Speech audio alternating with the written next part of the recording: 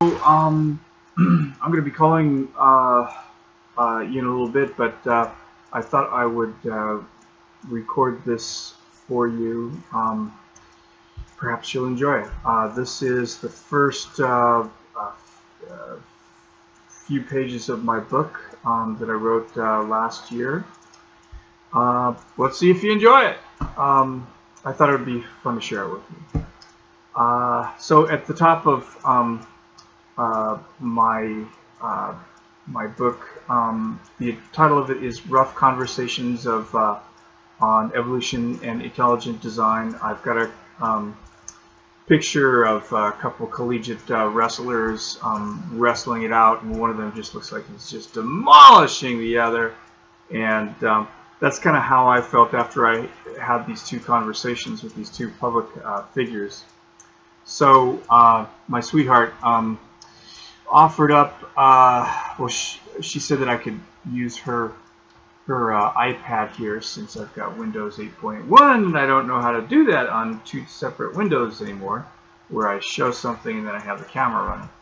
Alright, so the abstract. In his new online book, Scott Vigil delves into the minds of two public speakers on intelligent design as he challenges them to defend their theory and to address the evidence for evolution.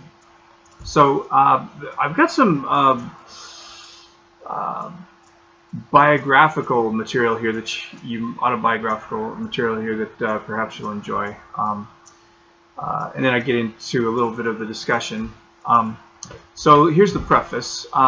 Ever since Charles Darwin proposed that life came about by a process of evolution by natural selection in his book Origin of Species, there has been an intellectual wrestling match with those that believe in some sort of divinely inspired and purposeful genesis.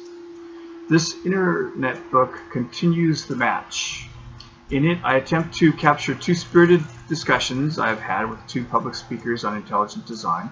I've given them the best chance to convince me their claims are true. Now, I hope others, including my son, who I wrote this for actually, will be enriched by observing how they respond to the roughest questions I know how to ask.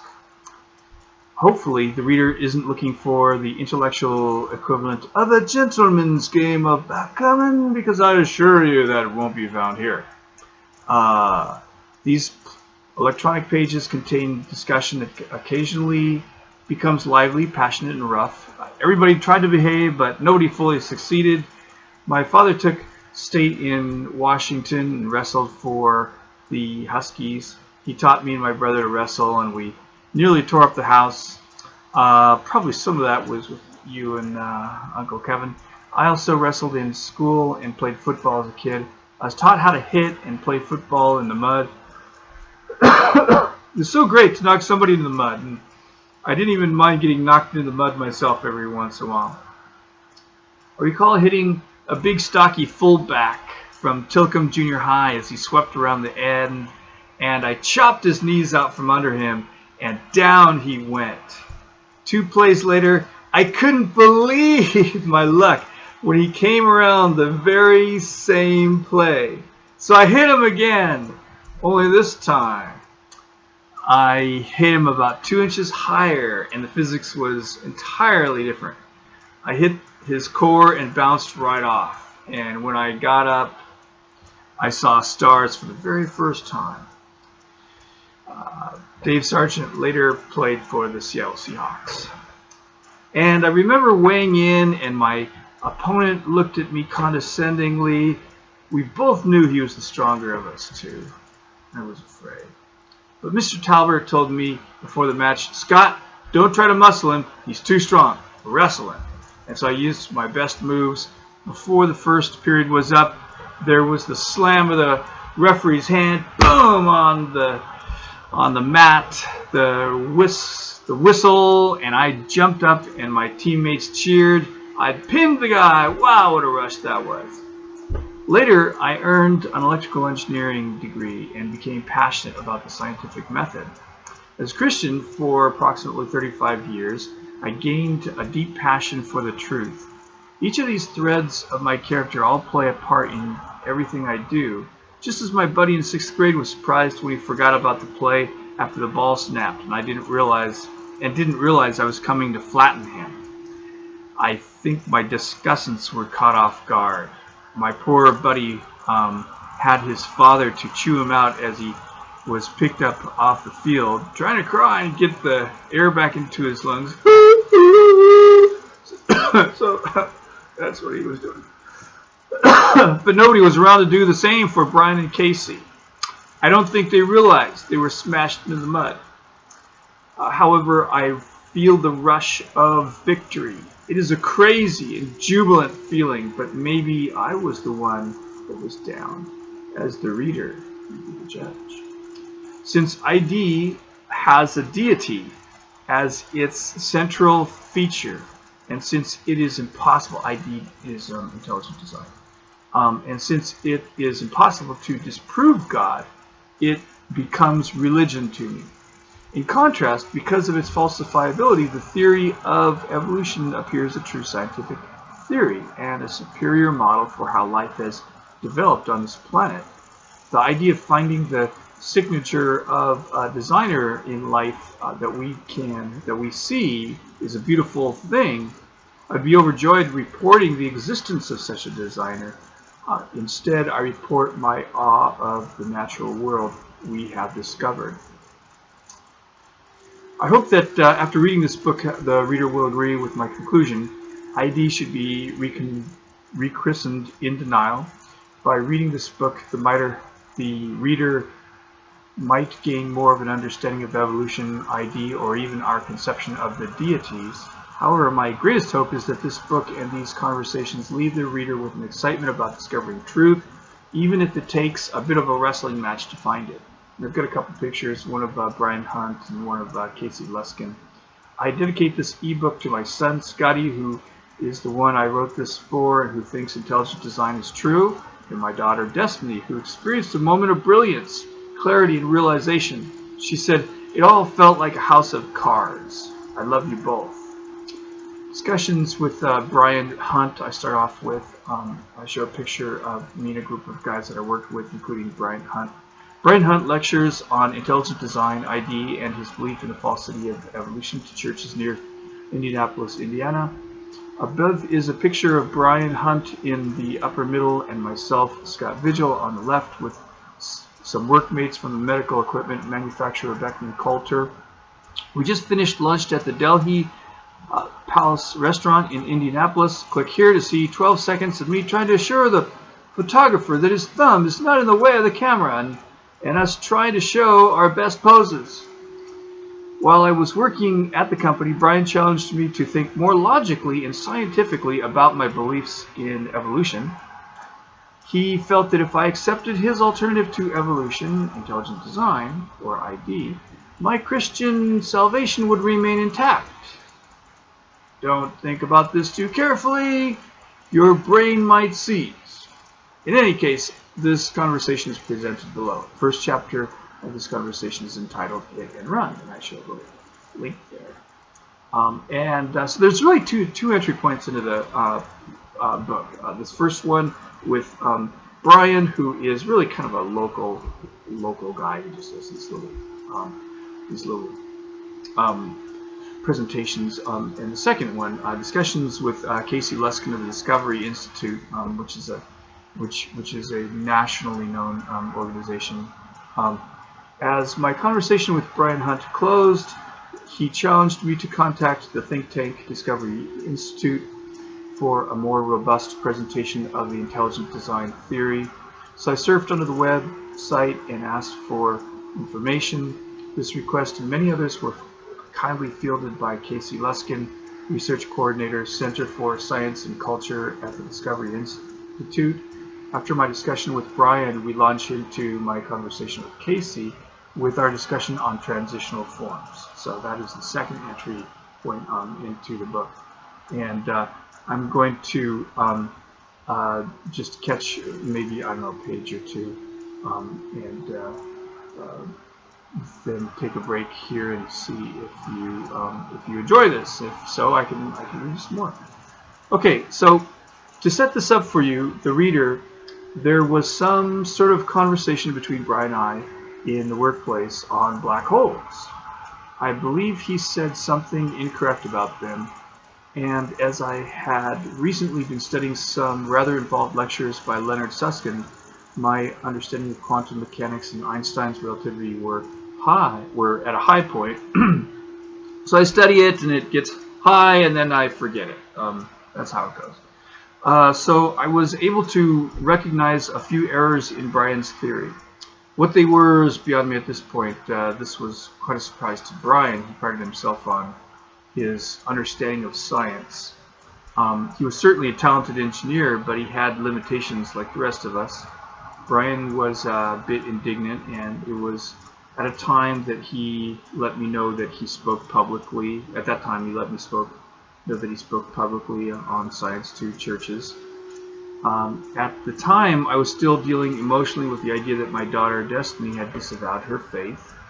My years in the Christian church had taught me that the biggest sin is the denial of Christ. And once you leave the church, you cannot come back. I imagined myself sitting in a heavenly cafeteria after death with my ex-wife, her second husband, and my son. Cafeteria reminded me of that on the ferry boats that crossed the Puget Sound in Washington State. In this short vignette, we were enjoying our heavenly sandwiches amidst the glitter and ivory of this wonderful cafeteria. One of us piped up and said, "Gee, this sure is great. Too bad Destiny isn't enjoying this with us, but she can't because she's burning in hell right now." I realized that if this were true, I would have to go to hell to be with my daughter in this scenario so that she would not be alone. Strange what parental instincts do. Through the use of such thought experiments, I understood that it was impossible, and that it refuted the whole idea of Christian heaven, hell, and the idea of loving God. However, when I related the story to Brian, my parental instincts took over, and I could not help but be on the edge of a good cry. Brian mistook this as a cry for help and as an admission that I was not confident in my beliefs. So he invited me to his lunchtime Bible study, and where no question was too big or off limits. Brian is a rather big man. In his younger days, he liked to fight.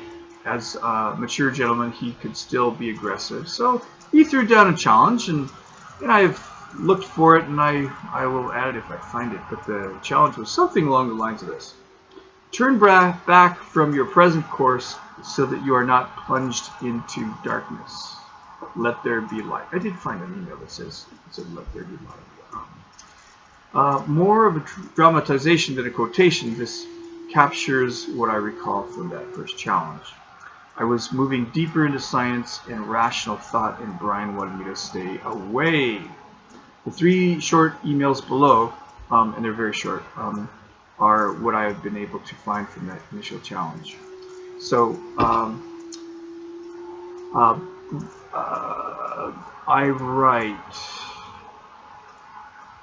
quick reaction to your hit and run.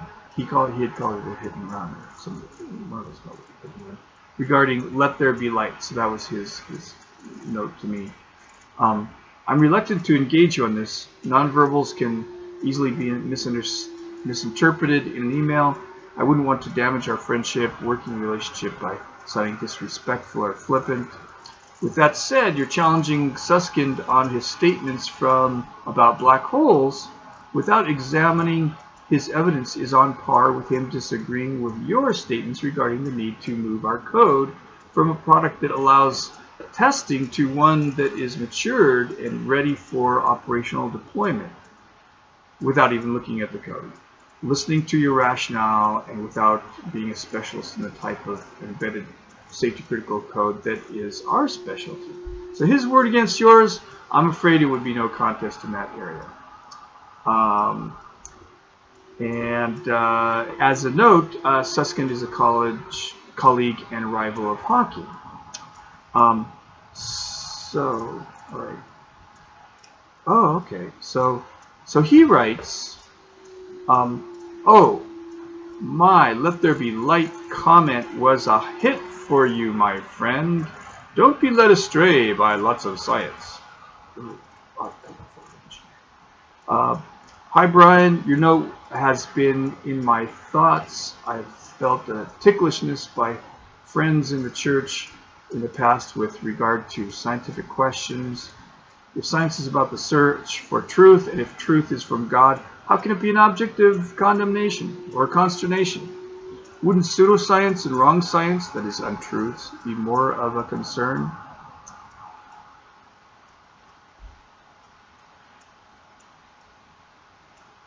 So I just start off this discussion that he's kind of thrown down the gauntlet here.